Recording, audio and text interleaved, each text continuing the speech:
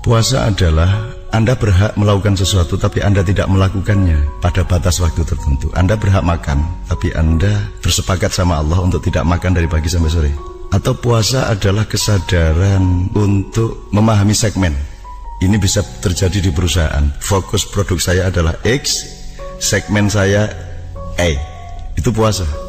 Jadi sesungguhnya puasa itu pekerjaan sehari-hari. Setiap hari di segala macam pekerjaan itu kita memerlukan puasa. Bersuami istri harus berpuasa.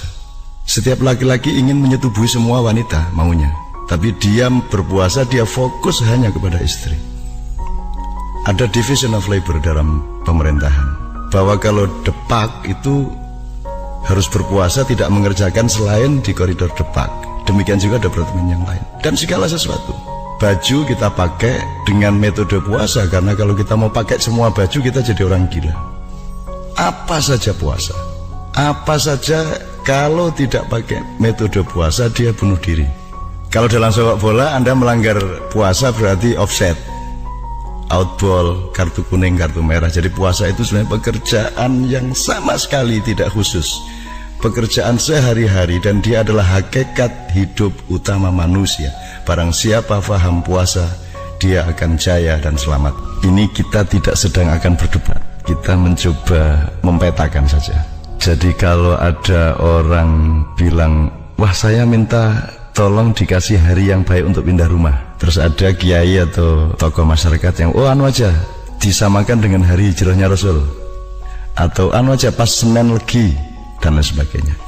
Selama saya ditanya orang hari apa yang baik untuk pindah rumah, untuk akad nikah, untuk segala macam, saya bilang saya tidak berani menuduh ada harinya Allah yang tidak baik. Kalau saya menyebut ada satu hari yang baik, itu sebenarnya saya sedang menuduh ada hari yang tidak baik. Dan saya tidak pernah berani menuduh ada bagian dari waktu yang diberikan oleh Allah ini yang tidak baik. Jadi kalau saya menyebut bulan suci Ramadan, saya tidak berani menyebut bahwa yang tidak Ramadan tidak suci. Ya daripada kita berdebat mengenai Rajab tidak suci, Maulud tidak suci. Emang ada bulan Maulud yang tidak suci, bulan Jumadil Awal tidak suci, hanya Ramadan yang suci. Daripada kita berdebat, mending kita cari pemanaan yang lebih substansial bahwa suci tidak suci itu bukan waktu dan ruangnya. Suci dan tidak suci itu urusan pelakunya, manusianya. Begitu manusia meramadankan dirinya, maka dia memasuki kesucian. Jadi 1 tahun itu ada 1 bulan Ramadan. Sudah pasti itu masalah pendidikan. Itu seperti tentara, jam sekian sampai jam sekian harus apel, jam sekian sampai jam sekian boleh olahraga, jam sekian sampai sekian boleh tidur. Dan itu sudah pasti masalah pelatihan. Artinya kalau Ramadan itu adalah bulan pelatihan, maka sesungguhnya puasa yang sejati itu harus diaplikasikan di dalam kehidupan terus menerus, kapan saja tanpa menunggu bulan Ramadan. Sebab kalau kita nggak diingetin, ya memang kita sudah terbukti kita ini aktsaruhum la yaqilun, aktsaruhum la yatafakkarun, aktsaruhum la yafqahun. Kebanyakan manusia menurut Allah memang malas berpikir, kebanyakan manusia malas merenung, malas untuk menganalisis segala sesuatu termasuk mentafakuri dirinya sendiri. Sehingga kalau nggak diingetin itu kayak kentongan lah. Dong dong dong dong dong dong bangun, dong dong dong dong dong makan. Jadi memang Allah memang menciptakan makhluk yang memang harus dicewer terus menerus seperti ini. Wong dicewer saja masih tidak puasa, apalagi nggak dicewerkan begitu. Jadi sekali lagi Ramadan itu sebenarnya harus kita pahami sebagai jam-jam pelatihan, jam-jam training, jam-jam pendidikan. Nah, praktek puasa yang sebenarnya adalah seluruh kehidupan ini di segala bidang, termasuk di dalam bulan Ramadan. Oleh karena itu indah sekali kalau sejak kecil anak-anak tidak hanya dibiasakan untuk berpuasa dalam arti tidak makan minum ketika siang hari, dicicil sedikit demi sedikit demi sedikit, sehingga anak-anak itu memahami bahwa puasa itu adalah prinsip hidup sehari-hari di masa lalu atau di masa kini. Di kalangan umat Islam bahwa kalau Ramadan tiba, setan dibelenggu.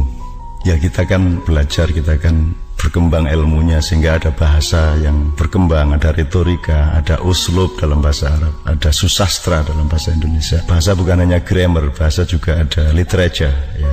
Berarti setan dibelenggu itu kan pemaknaan substansialnya adalah bahwa pekerjaan puasa itu merupakan metodologi untuk membelenggu setan.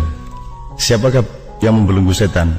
Loh kan kita khalifahnya Allah, ya masa Tuhan yang suruh kerjain semuanya? Kita dikasih metodenya, kita yang mengerjakannya, kita yang membelenggu setan. Nah sekarang tinggal pandangan kita mengenai setan, mari kita perpanjang, mari kita perluas, mari kita perdalam. Setan itu bukan sesuatu di luar diri kita, sebuah bentuk fisik, jasad. Setan itu kan bisa frekuensi, sel, virus, kuman, bisa koordinat-koordinat dari satu keadaan, bisa atmosfer, kuat. Anda memahaminya dengan nanoteknologi misalnya. Jadi setan itu satu potensialitas yang terus-menerus harus diselidiki, yang membuat manusia sedemikian rupa kehilangan keseimbangannya. Dan ini sangat luas, ketidakseimbangan dan keseimbangan dalam diri manusia itu begitu luasnya, sehingga puasa itu membuat kita memiliki jarak untuk mencoba menghitung kembali faktor apa saja, frekuensi yang mana saja yang selama ini menciptakan ketidakseimbangan dalam hidup kita, sehingga produknya adalah produk kejahatan, keburukan, maksiat, destruksi, dan sebagainya. Semua ustadz, semua kiai, semua ulama dan semua umat Islam sudah pernah mengucapkan dan mendengarkan bahwa kalau kita menjalani puasa Ramadan maka seluruh dosa-dosa kita sebelumnya akan diampuni oleh Allah. Pengampunan Allah kepada kita di masa yang lalu, dosa-dosa sebelum kita berpuasa, itu berbanding lurus dengan apa yang Allah menyebut sebagai kondisi atau syarat imanan wa ikhtisaban. Jadi pertama, puasa itu kita lakukan dengan landasan iman. Iman ini kita fahami secara intelektual, secara spiritual, secara hati, secara perasaan, secara apapun saja. Kemudian ikhtisaban ini kita fahami benar-benar dengan logika, dengan kalkulasi. Jadi kita berpuasa dengan melihat kembali lajur-lajur administrasi dari hidup kita. Jadi margin dosa kita seberapa, jenis-jenis dosa kita apa saja, kesalahan-kesalahan hidup kita apa saja, kesalahan yang sifatnya keliru atau khilaf atau salah atau dosa besar, kan ada kalkulasinya masing-masing. Terus margin pahala, margin plus-plusnya hidup kita berapa. Nah kalau ikhtisaban atau kita mengaudit diri kita selama kita berpuasa itu kan memproduk satu keputusan untuk menjalani sesuatu yang baru sama sekali berdasarkan ikhtisaban itu tadi. Nah kalau ikhtisaban atau perhitungan hidup ini benar-benar kita lakukan selama berpuasa, sehingga selesai berpuasa kita menjalankan sesuatu yang baru sama sekali, itu namanya taubah nasuha. Puasa Ramadan itu kan pembelajaran, juga zikir. Pembelajaran itu artinya kita mencoba merekapitulasi kembali desain nilai puasa itu apa sebenarnya dalam hidup, atau laboratorium kita berlatih kembali untuk berpuasa, supaya di dalam aplikasi kehidupan kita yang bermacam-macam kita tetap setia kepada prinsip puasa. Kalau dalam ilmu kedokteran itu namanya dosis. Orang menentukan dosis itu berdasarkan batas kesehatan. Overdosis menjadi tidak sehat, underdosis menjadi tidak sehat. Dan untuk menentukan batas dosis itu namanya puasa. Rasulullah itu hanya makan ketika lapar dan berhenti makan sebelum kenyang. Jangan dipikir itu ilmu tentang makan, itu juga ilmu tentang puasa. Jangan dipikir ilmu tentang cahaya itu hanya ilmu tentang cahaya. Ilmu tentang cahaya adalah ilmu tentang kegelapan. Ilmu tentang kegelapan adalah ilmu tentang cahaya, karena Anda tidak mungkin memahami cahaya tanpa memahami kegelapan, dan sebaliknya tidak mungkin Anda memahami kegelapan tanpa memahami cahaya. Maka Rasulullah hanya makan ketika lapar. Itu dia mempuasakan ilmunya mengenai kesehatan, sehingga dia menahan diri untuk tidak makan kalau tidak benar-benar pada detik yang pas ketika dia membutuhkan makan secara medis. Dan begitu frekuensi atau jumlah makanan mulai punya potensi tidak terlalu positif terhadap badan, maka Rasulullah mempuasainya lagi dengan berhenti sebelum kenyang. Itu ilmu puasa, bukan hanya ilmu makan. Selama ini kebudayaan kita dan pemikiran kita mengenai puasa memang baru di situ letaknya, bahwa berbuka puasa itu kan, wah situ kayak hari rayanya puasa kan gitu kan. Sebenarnya kalau kita mau agak lebih ngeyel sedikit dan ingin meningkatkan ilmu, kita bisa melihat berbuka puasa itu sebagai sebuah pengabdian dan toleransi. Sebab kalau Anda memang sudah terbiasa berpuasa dalam kehidupan, lah kalau cuma maghrib saja kan kita mampu lah, mau isya bukanya kita juga mampu. Saya waktu kecil saya berbuka jam 10 malam, tetapi saya mau takjil waktu dung maghrib untuk membatalkan puasa saya karena saya mencintai Allah, karena saya mencintai ibu saya. Jadi sebenarnya kalau kita mau mencari nilai-nilai yang di lain segi dari tradisi kita sehari-hari, sesungguhnya hidup kita akan memiliki dialektika untuk semakin matang. Kita lomba maraton. Kalau takaran kita, kuda-kuda batin kita hanya sampai kepada garis finish, maka kita akan berpesta pora begitu bisa mencapai garis finish. Tapi kalau sejak awal kuda-kuda batin Anda memohon energi dari Allah dan menggali energi dalam diri kita untuk 1 kilometer sesudah garis finish, maka Anda begitu ketemu garis finish, Anda tidak kaget, Anda tidak berfoya-foya, Anda tidak melonjak-lonjak, dan sebenarnya Anda lebih matang daripada sekedar seorang juara yang mencapai garis finish. Itu bisa kita simulasikan atau kita animasikan di dalam konteks bahwa puasa itu tidak hanya urusan mulut, puasa itu juga urusan telinga, mata.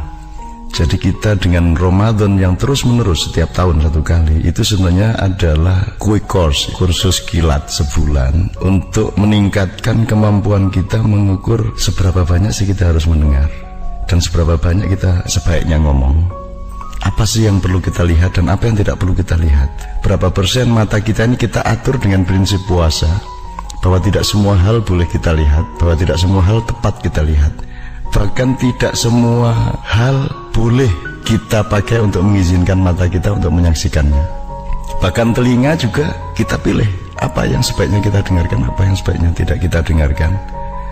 Nanti kalau ini perhitungan masing-masing dari mata dan telinga ini sudah lumayan matang dan berkembang, baru kita hitung lagi sebenarnya mendengar dengan bicara itu lebih banyak mana, mendengar dengan melihat itu lebih penting mana. Kalau kata Allah sih lebih penting mendengar.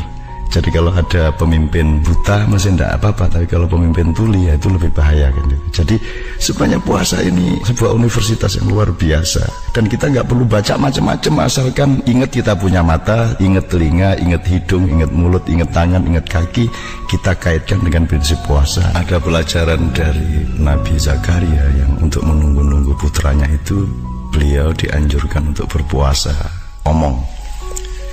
Jadi dengan prinsip puasa adalah menahan diri dan tidak melakukan hal-hal yang sebenarnya kita berhak melakukan. Kita bisa mengambil keputusan untuk melakukan puasa yang bermacam-macam. Kalau kita suka soto, coba aja kita tidak makan soto 6 bulan. Kalau kita tidak suka pecel, coba kita makan pecel 6 bulan, supaya Anda jadi orang sakti. Sebab kalau hanya bisa melakukan yang diinginkan lah, itu bayi juga bisa. Kalau mau beol-beol, mau kencing-kencing, mau teriak-teriak, itu bayi. Kalau Anda ingin jadi orang dewasa, Anda berlatih untuk melakukan sesuatu yang mungkin Anda tidak disukai asal itu benar, dan Anda tidak melakukan sesuatu yang sebenarnya Anda sangat sukai.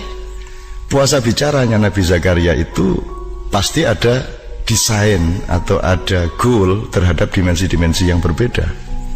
Orang yang puasa berbicara itu dia sebenarnya melakukan satu perombakan yang luar biasa di dalam pikiran dan hatinya, sehingga dia terlatih untuk tidak mengeluarkan satu kata sebelum matang perhitungannya bahwa satu kata itu memang pantas diucapkan pada momentum tertentu, pada responden tertentu.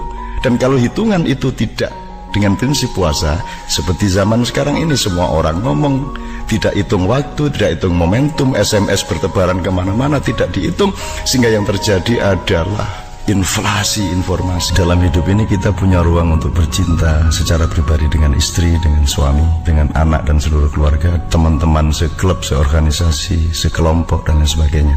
Semua kejadian dalam hidup adalah ruang-ruang percintaan, sampai cinta sebangsa dan lain sebagainya. Nah, puasa adalah satu peluang yang luar biasa di mana seorang individu memiliki peluang untuk bercinta dengan Allah Subhanahu wa taala. Anda tinggal mencari cara-cara pandang untuk menemukan dan menghayati betapa dahsyat dan beruntungnya kita mendapatkan peluang untuk bercinta secara pribadi dengan Allah Subhanahu wa taala. Kenapa bercinta secara pribadi?